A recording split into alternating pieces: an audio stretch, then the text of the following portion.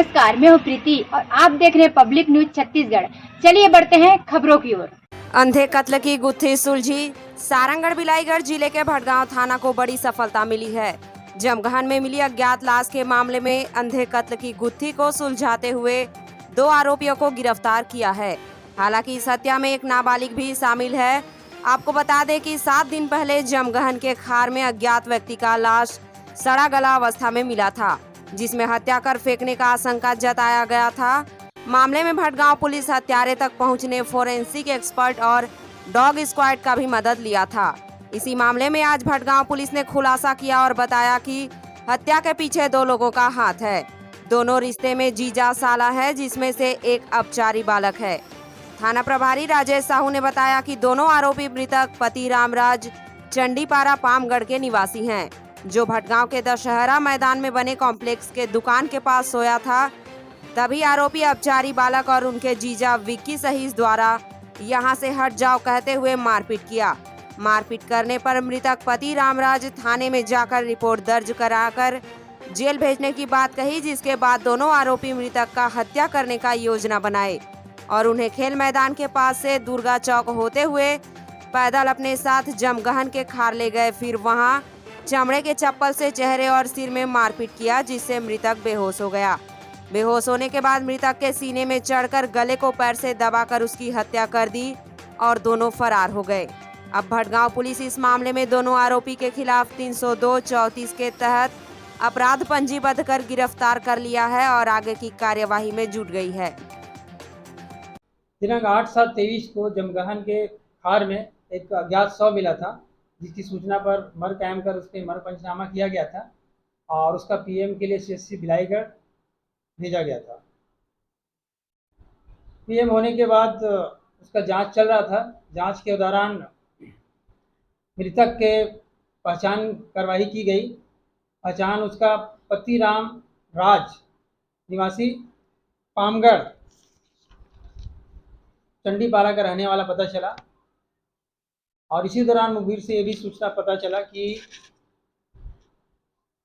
उसके संबंध में कि वो जो मारने वाले हैं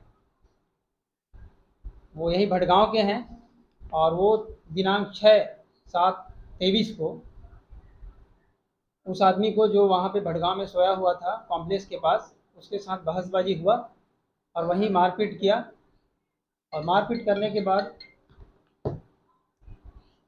उसके द्वारा बार बार थूक आ रहा था, तो ये मेरे को थूक रहे हो करके उसके साथ फिर से मारपीट किया। तो मारपीट करने के बाद जो आदमी था पति राम, उसने बोला कि मेरे साथ मारपीट मत करो, मारपीट करना है तो अच्छे से करो, नहीं तो मैं रिपोर्ट करके तुमको जेल भिजवा दूंगा। तो इस पर से वो गुस्सा होकर विक्की नाम का आरोपी है और उसका साथ में एक और था जो कि नाबालिग है, दोनों ने मिलकर योजना बनाया इसको, या तो ये हमको रिपोर्ट फंसा देगा पुलिस में, इसलिए उसने हत्या करने की योजना बनाई और वो वहाँ से कॉम्प्लेक्स से पैदल चलते हुए दुर्गा बंदारी चौक भटगांव से होते हुए जमगहन के लिए निकले और जमगहन खेत के पास अंधेले में ले जाकर लगभग 9:30-10 बजे समथिंग ले जाकर उसके साथ हाथ मुक्के से मारपीट किया। चमड़े का चप्पल पहना हुआ था, उससे वो मारपीट किया, सिर में गले में। मारपीट करने के बाद वो गिर गया। गिर जाने के बाद उसके ऊपर चढ़कर सीने में मारपीट किया और उसके गले को पैर से दबाया, तो उसके मुंह से कुछ खून भी आया था। उस बाद उसकी हत्या हो गई। हत्या करने के बाद वहाँ से वो चले गए थे, फरार थे। तो इसके बाद से पीएम रिपोर्ट में भी उसको होमोसाइड किया गया है इसी तरह हत्या करने का।